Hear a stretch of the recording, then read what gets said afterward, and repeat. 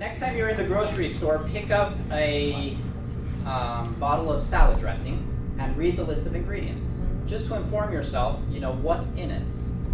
So, because there are a lot of natural preservatives that we can use to make things last longer, that isn't necessarily bad. Sugar is a natural preservative.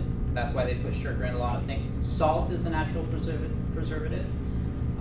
Oils are a natural preservative as well. So, but the best thing always is if we can make something at home. That's the best way to do it. If you like to bake, make your own bread. It's always going to be better than anything you could buy at a bakery. If you are going to be eating a lot of salads, then learn how to make your own salad dressing. Okay, salads can be tricky. Salad dressings can be tricky. And I'm going to teach you a process that's called emulsification. So we have a water-based liquid, balsamic. I have apple cider vinegar. And then we have an oil-based liquid, oil. And this is a mixture of olive oil and vegetable oil. Because if you use just olive oil for salad dressings, it tastes a little bit too strong, too bitter. So I make a mixture of olive oil and vegetable oil, and I use that. But water and oil doesn't mix. It separates. So how do you get it to knit together to make this creamy, delicious salad dressing? It's actually not so difficult. But you need something that has protein and has that property to get oils and waters to mix. So garlic is one of them. The other is egg yolks. So you can use an egg yolk if you want. Another one, for example, is mustard. The mustard seed has that specific protein that creates that property. So I'm going to make a vegan version first without the egg. So I'm just going to use garlic and mustard, which not only binds the oil and the water and the vinegar together, but it gives the dressing a really, really good flavor. So I just put the garlic in here. I'm going to press it for the press. I'm going to take a little spoonful of mustard, just like a teaspoon or so. And then we're going to take our vinegar.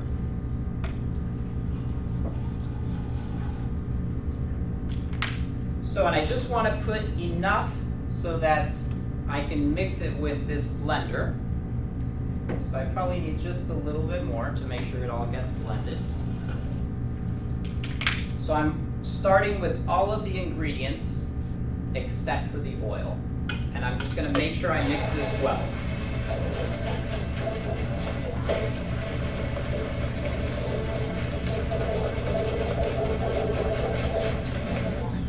Okay. So now when all of this is mixed well, the secret now is how you add the oil. And at first, you're going to add a tiny little bit at a time.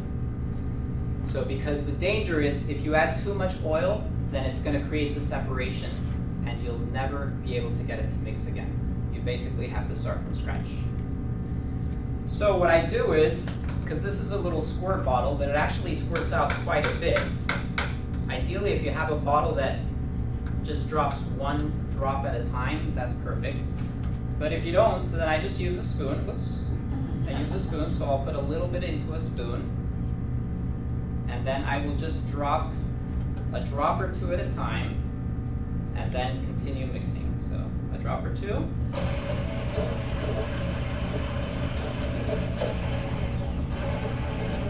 Because what's going to happen is, since you have very little oil, then it's going to start to emulsify. And then a little bit more, it'll start to emulsify a little bit more. Once you've seen that the emulsification has happened, then you can start adding oil a little faster. Then we can use the squirt bottle. But to begin with, just a little bit at a time, a couple drops, mix it well. Couple drops, more. Couple drops. So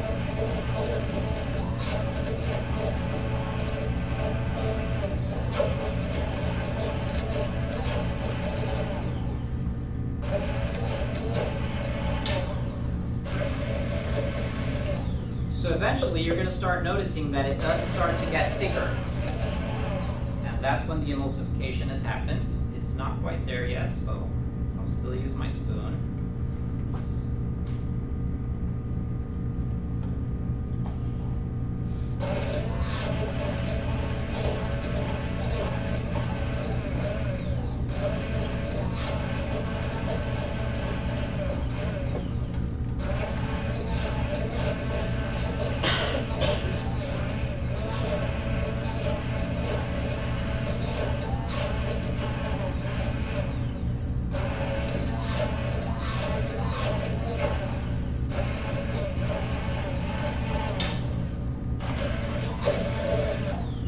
Okay, so now I can see that it's starting to get that creaminess.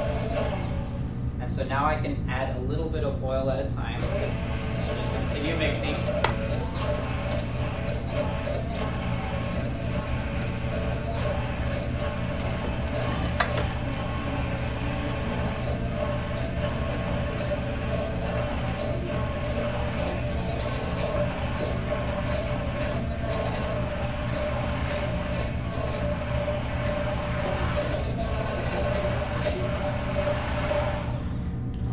So now I've got the creaminess done. So now I can just pour in oil and just keep mixing it, and it's not going to separate.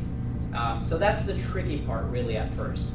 And the proportion between vinegar and oil is going to be twice as much oil as vinegar. So even though I started with vinegar, so I kind of measure how much, I put in maybe 2 ounces of vinegar. So then I know that I need to fill it up until it's about 6 ounces total, because it's two times as much oil as vinegar. So I'm just going to add a little bit more.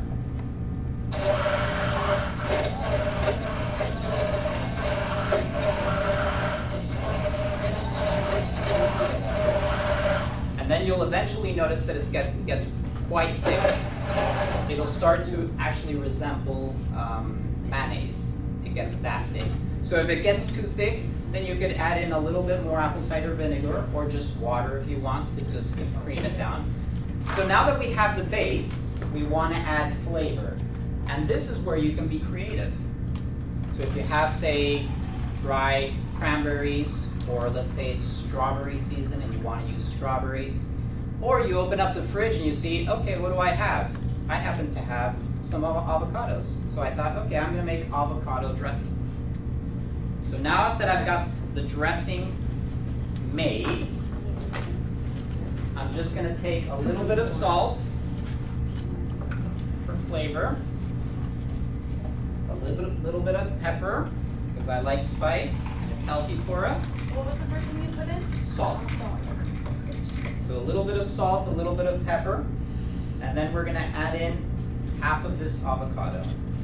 And it's not only going to give us some flavor and add creaminess to it, but it's going to make it be a beautiful light green. So let's go ahead and pour in that avocado. And then we just mix it all.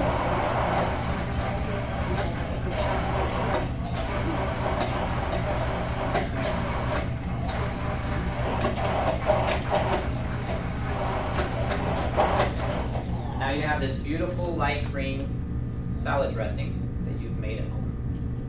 So it's that simple.